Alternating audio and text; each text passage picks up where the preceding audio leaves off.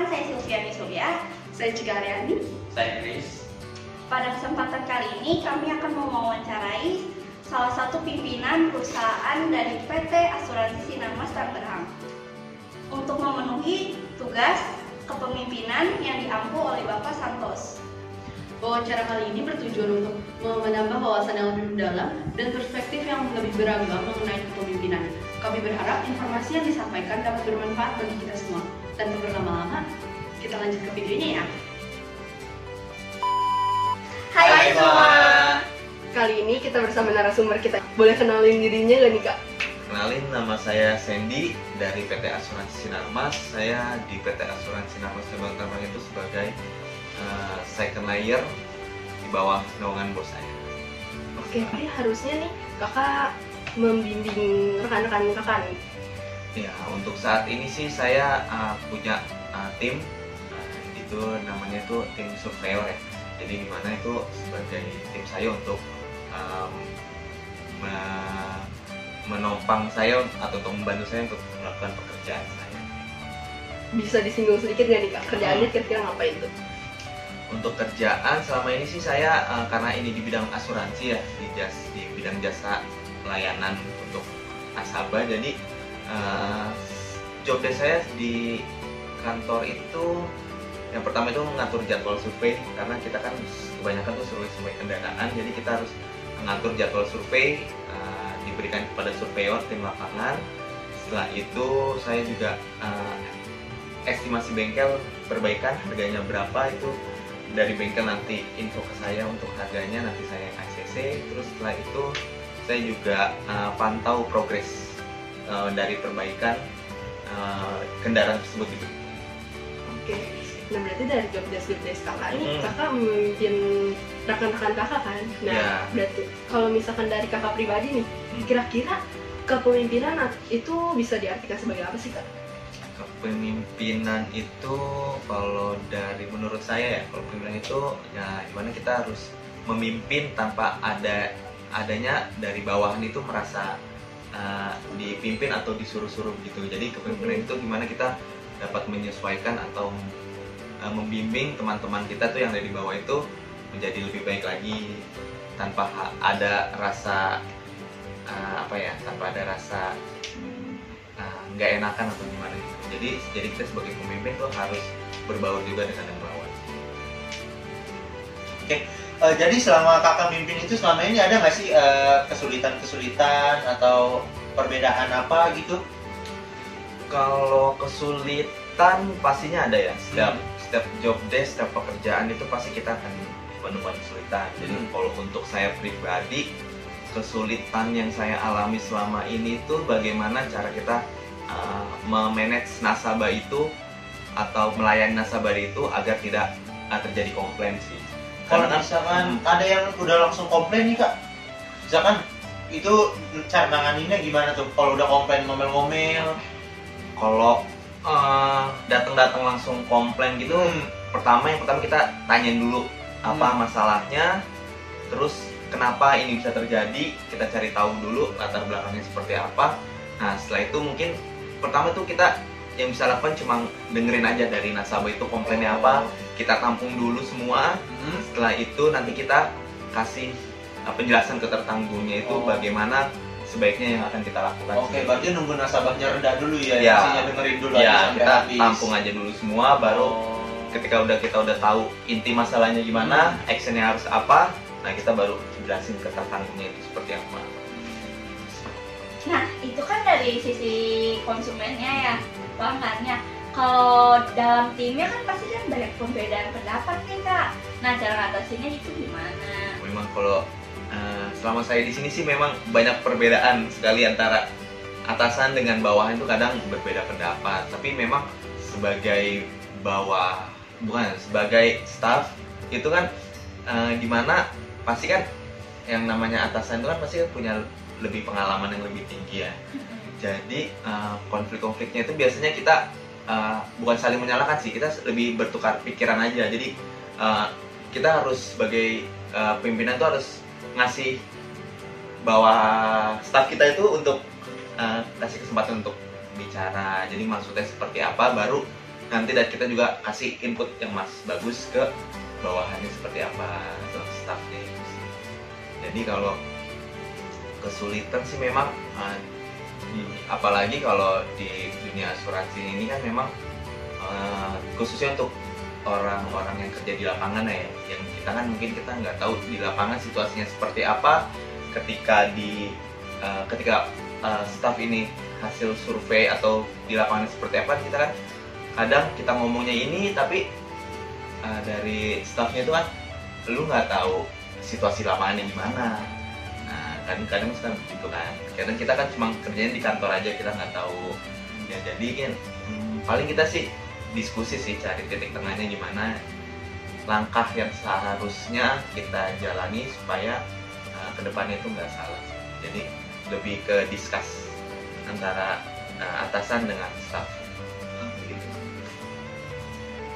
Nah, gimana sih cara kakak tuh nyikapin buat memelihara atau membangun hubungan yang baik antara atasan dengan bawahan?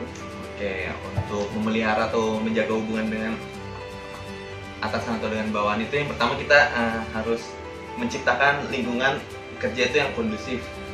Ya, otomatis kan kalau lingkungan kerjanya kondusif pasti kan ada hal-hal positif di mana kita tuh jadi nyaman kerja juga di situ.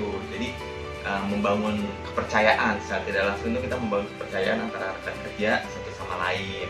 Nah kalau setelah itu dari ini tuh dimana kita harus membangun komunikasi yang baik.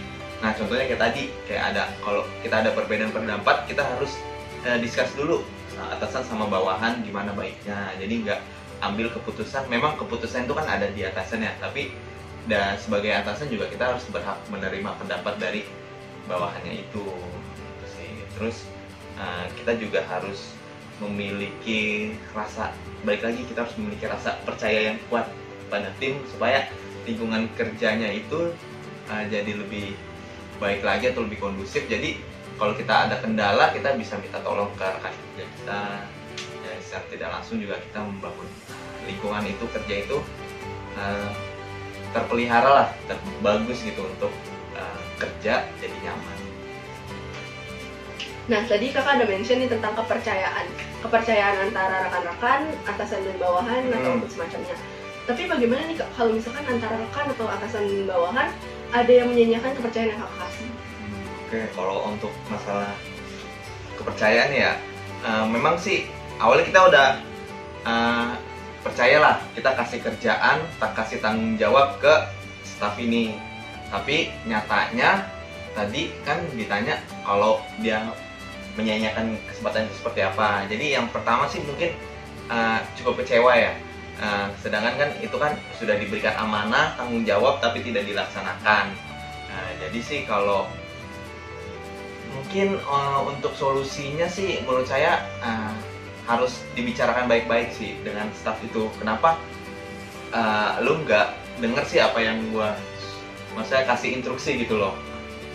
Jadi takutnya kan dari staff itu ada problem atau apa kan kita nggak tahu. Jadi mungkin kita sih diajak ngobrol dulu baik-baik nih, takutnya kita salah tafsir atau suzon lah gitu kan ke staff kita seperti apa. Jadi kalau dari saya sih ya sebaiknya sih dilakukan ya discuss dulu sama staffnya seperti apa, takutnya ada masalah.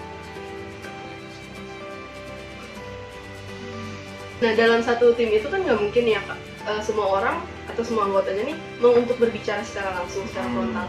Ada yang perlu dikorek dulu informasinya. Nah, itu tuh cara kakak untuk menyikapinya tuh gimana sih Kak? Menyikapinya sih yang pertama itu kita memang dari pengalaman saya sih memang ada sebelumnya tuh ada karyawan tuh tiba-tiba yang mau ngajuin resign seperti itu kan. Kita nggak tahu masalahnya apa, mungkin dia nggak mau cerita atau apa. Ya kita harus kita bawa ke ruangan khusus sih, bukan ruangan khusus ya, maksudnya kayak ada ruangan, satu ruangan di kantor untuk memang ruangan itu ya cuma berdua aja gitu. Jadi harus diajak ngobrol sih. Takutnya kan dia kan nggak bisa cerita di tempat umum atau gimana. Jadi kita solusinya mungkin harus dibawa ke suatu tempat. Jadi ya ngobrol supaya lawan bicara kita juga apa yang mau diungkapin atau diceritain itu ya jadi pelong gitu, nggak ada beban. Jadi kan tadi udah banyak juga tuh ya pertanyaan, Iya. ada beberapa. Menurut kakak gimana sih cara mimpin yang efektif gitu? Kalau untuk memimpin yang efektif ya dalam sebuah tim itu yang pertama kita harus menyamakan semua nih visi misi. Pertama dari atasan itu harus punya visi dan juga misi, dan kita tuh dalam satu tim tuh harus setuju dulu nih dengan visi dan misi tujuan kita itu apa. Oke. Nah, lalu yang kedua tuh kita harus juga jujur sih, dan juga integritas kita terhadap perusahaan itu harus tinggi juga, dimana kita tuh nggak boleh yang namanya tuh melanggar aturan-aturan perusahaan yang udah ada. Nah itu jadi kita secara nggak langsung tuh harus mengikuti aturan perusahaan yang ada. Nah terus yang ketiga itu kita sebagai atasan tuh harus dapat mampu menginspirasi bawahannya. Jadi ketika bawahan kita ada masalah ya kita harus kasih semangat, harus kasih inspirasi supaya karyawan tersebut ya dapat semangat kerja lagi. Jadi kan efeknya juga kan ke perusahaan kan juga lebih Biar nggak jenuh ya, gitu ya. lebih bagus juga untuk perusahaan. Terus gimana kita juga harus ngomong atau berbicara dengan atasan atau bawahan itu kita harus efektif lah. Harus ketujuannya jangan bertele-tele supaya tidak menimbulkan buang-buang waktu. Berarti to the Oke, point Iya, lah. ya, Poinnya itu aja ya. poin, bener-bener. Oh. Terus selain itu juga yang terakhir sih kalau menurut saya pemimpin itu harus mempunyai jiwa yang empati terhadap bawahannya sih. Ketika ada masalah ya kita harus ikut andil bagaimana sebagai tim ini kita harus ngebantu dari staff itu masalahnya supaya cepat selesai. Seperti itu. Oke. Nah, itu kan pendapat dari kakaknya ya. Itu semua udah dirangkum sama kakaknya, penanya-penanya kita. Jadi terima kasih ya Kak untuk Terima kasih Kak. Sama-sama. Sudah meluangkan Ya. waktunya. Ya, masih lain dulu Kak. Sama-sama. Ya, sekian dari kami. Terima kasih. Bye. Terima kasih sudah menonton video wawancara kami pada kali ini. Jika ada kritik dan saran, jangan lupa tinggalin di kolom komentar ya. Sekian dari kami. Jangan lupa like, comment, and subscribe. Bye.